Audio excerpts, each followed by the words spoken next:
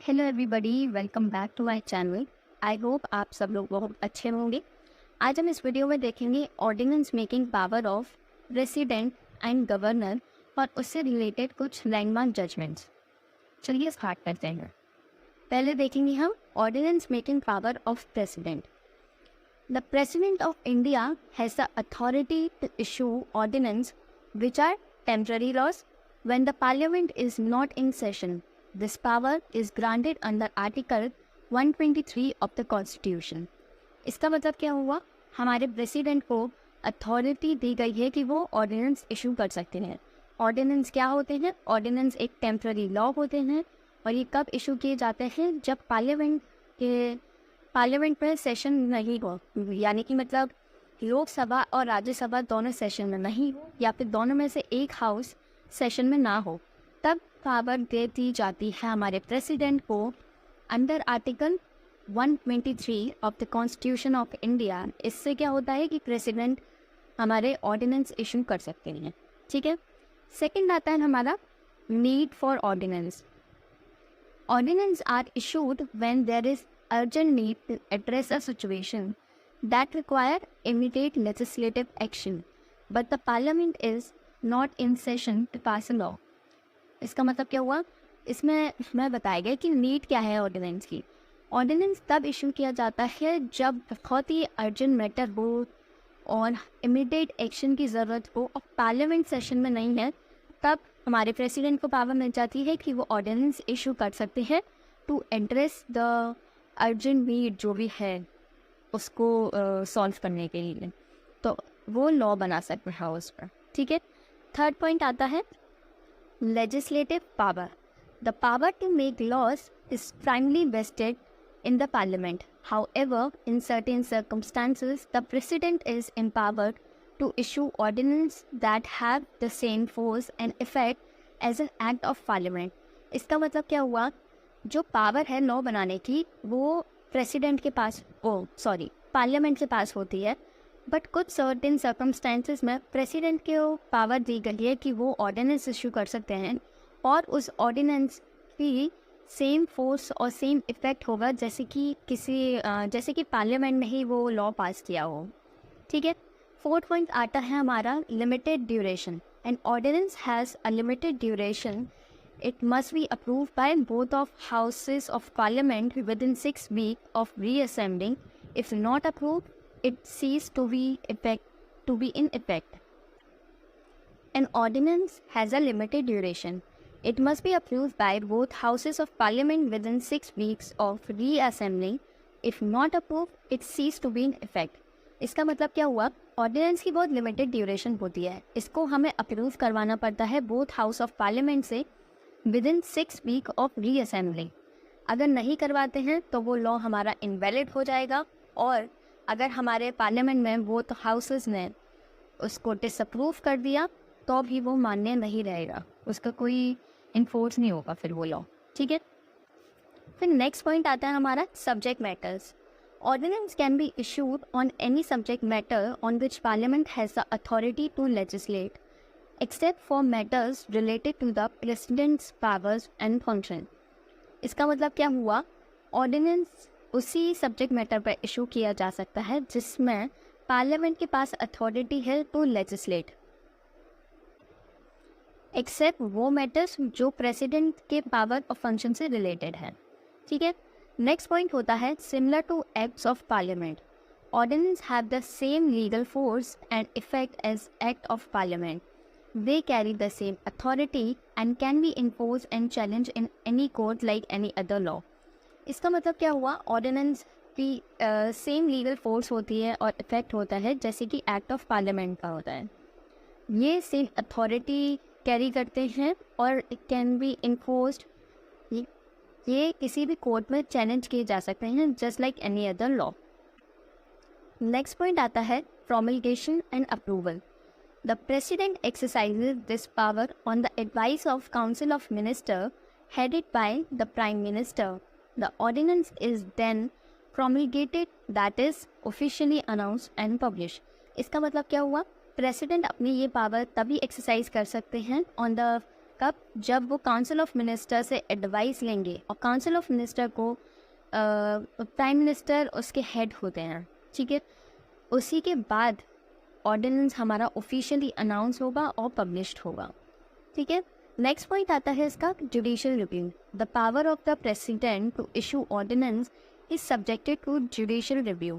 If the court find an ordinance to be beyond the precedent authority or unconstitutional, it can be struck down. Judicial review इसका मतलब क्या हुआ? President जो ordinance issue करते हैं वो जुडिशियल रिव्यू के सब्जेक्टिव है। दैट मीन्स अगर कोर्ट को लगता है जो आपने ऑर्डिनेंस पास किया है प्रेसिडेंट ने वो उनकी अथॉरिटी के बियॉन्ड है या फिर अनकॉन्स्टिट्यूशनल है, या फिर उन चीज़ों पर लॉ बनाया जा रहा है जो इस पर डायरेक्टली हम नहीं बना सकते हैं, ये इनडायरेक्ट वे में बनाना चाहते हैं ऑर्डिनेंस के थ्रू, उस चीज़ को नहीं बना सकते हैं, ये अनकॉन्स्टिट्यूशनल हो जाता है और कोर्ट इसको स्ट्रक डाउन कर सकती है। नेक्स्ट पॉइंट है president can withdraw an ordinance at any time.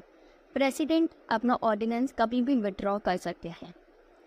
Next point है it can alter or amend the tax laws or modify or repeal any act of parliament or other ordinance, but it can never amend the constitution. इसका मतलब क्या हुआ?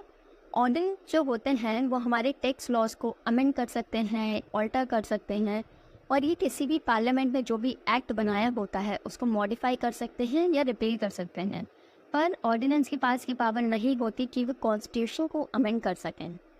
तो ये हो गई हमारी ordinance making power of president.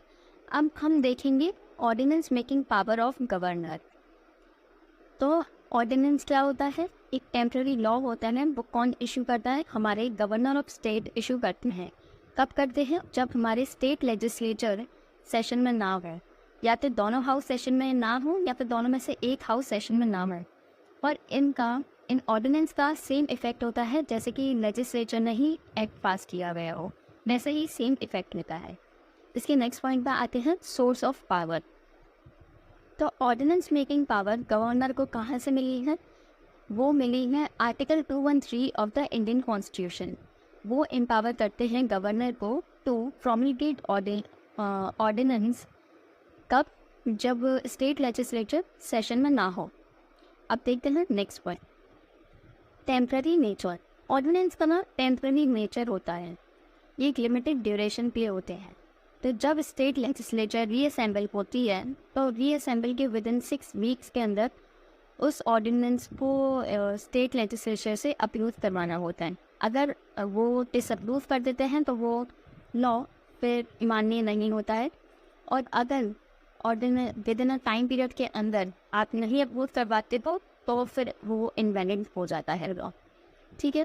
अब देखते हैं कंडीशन फॉर प्रोमलगेशन।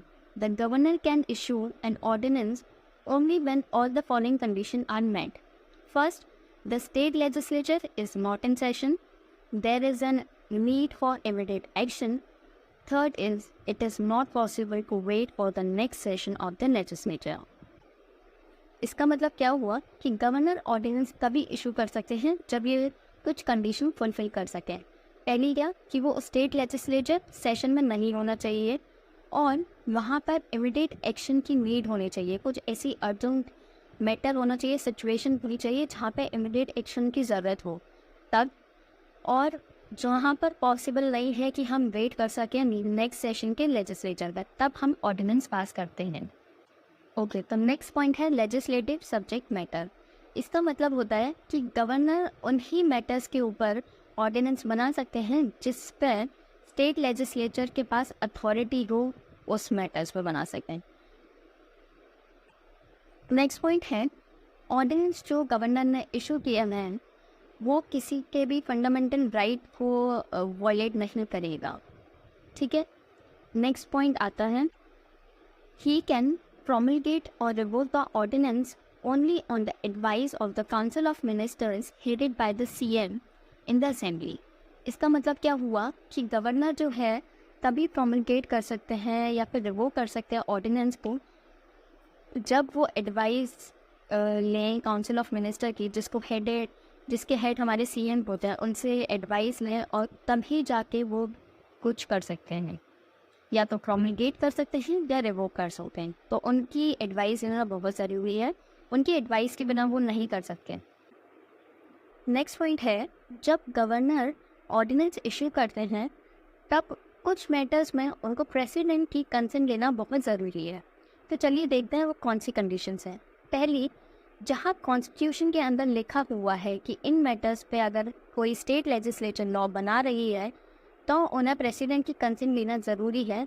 उन मैटर्स पे गवर्नर ऑर्डिनेंस जब पास करते हैं तो उनको भी प्रेसिडेंट की अप्रूवल लेना ज़रूरी है। सेकंड, जब वो री-रिज़र्व करवा रहे हैं बिल को तब उन्हें प्रेसिडेंट की कंसेंट की ज़रूरत होती है।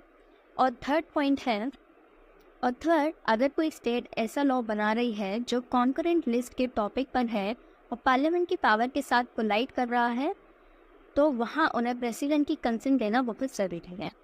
तो ये थी हमारी ordinance making power of governor. आइए अब हम देखते हैं कुछ लैंडमार्क जजमेंट्स।